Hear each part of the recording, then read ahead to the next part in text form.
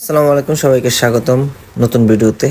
আমার ভাঙাচোরা পুরনো খাটারা সেই 4-5 বছর আগে ফেলে রাখা ফার্মটা আবার গুছানোর চেষ্টা করতেছি, গুছাই নিতেছি। আসলে পড়ে থাকতে থাকতে অবস্থা এমন হয়েছে, জরাজীর্ণ হয়ে গেছে। যেদিক দিয়ে ধরি সবকিছু ভাঙ্গা চুরা শেষ। তো সবকিছু গুছাইতে হেভি একটা সময়ের ব্যাপার স্যাপার।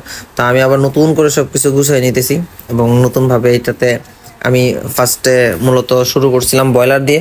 তো আমি ব্রয়লারে বেশ কয়েক বছর ভালো করার পরে হঠাৎ করেই তো ব্রয়লারের বাজার আপ ডাউন এবং একটা সিন্ডিকেটের মধ্যে পড়ে গেছে। এবং অনেক লোকসান দেওয়ার পরে বেশ 3-4 বছর যাবত আমি এই ফার্মটা টোটালি বন্ধ রাখছিলাম। এই ফার্মে আমি কোনো ধরনের কোনো কিছুই করি নাই, সোজা কথা ফালায় রাখছি। জাস্ট বাড়ির যত আবর্জনা আছে, আর ফালায় রাখলে তো বুঝেনি কি পরিমাণে আবর্জনা, যে বাড়ির যত আবর্জনা আছে সব এই ফার্মের ভিতরে এনে রাখছে।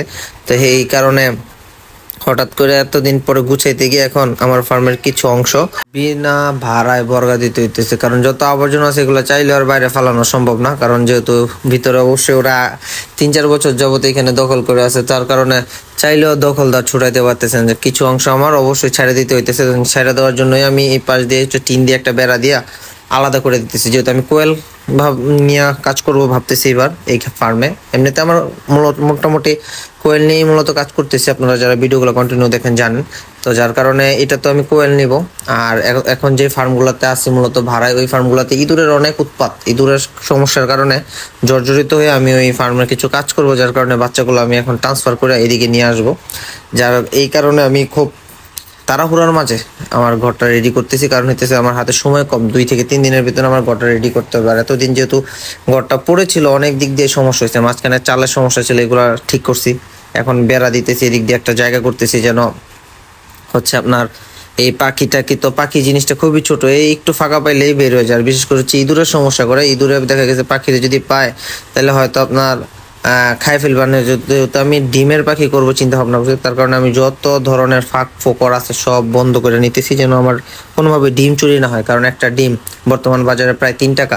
সো একটা ডিম দৈনিক যদি ওরা 10 থেকে 20টা ডিম চুরি করে নেয় ইঁদুর, আর ইঁদুর আসলে 1-2টা ডিম চুরি করে না, মেলা ডিম চুরি করে। এটা যারা আসলে ইঁদুর ফার্মের সমস্যা করে এটা তো বুঝেন। ব্রয়লার হলে সমস্যা হয় না, শুধু খাবার খেয়ে চলে যায়, কিন্তু কোয়েল পাখিতে হইলে পাখিও নষ্ট করে, ডিমও নষ্ট করে, মানে ডাবল ক্ষতি করে আর কি। এই কারণে আমি যতটুকু সম্ভব সেফলি কাজ করার চেষ্টা করতেছি।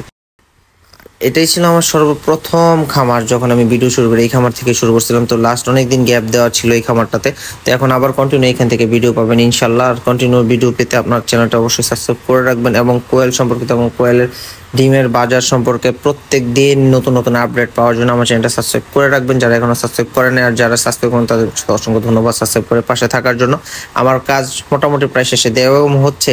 এটার পাশে যে জায়গাটা দেখা যাচ্ছে ওইখানে আমি হাঁস পালন করবো। হাঁস পালনের ভিডিওগুলো নিয়ে আসবো আপনাদের মাধ্যমে, মানে কৃষি রিলেটিভ যত ভিডিও আছে সব আমার চ্যানেলে ইনশাল্লাহ পাবেন। আর একটা কথা বলে রাখি, ইনশাল্লাহ যাদের যে কোনো বয়সের কোয়েল লাগে আপনারা আমাদের সাথে যোগাযোগ করতে পারেন। সারা বছর আমাদের কাছে কোয়েল পাবেন রেডি, এবং হচ্ছে ডিমের জন্য যারা নিতে চান সব সময় আমাদের কাছে কোয়েল পাবেন। যে কোনো সময় যে কোনো বয়সের কোয়েল আমাদের থেকে নিতে আমাদের সাথে যোগাযোগ করবেন। আমাদের ঠিকানা নূরসিন্দি।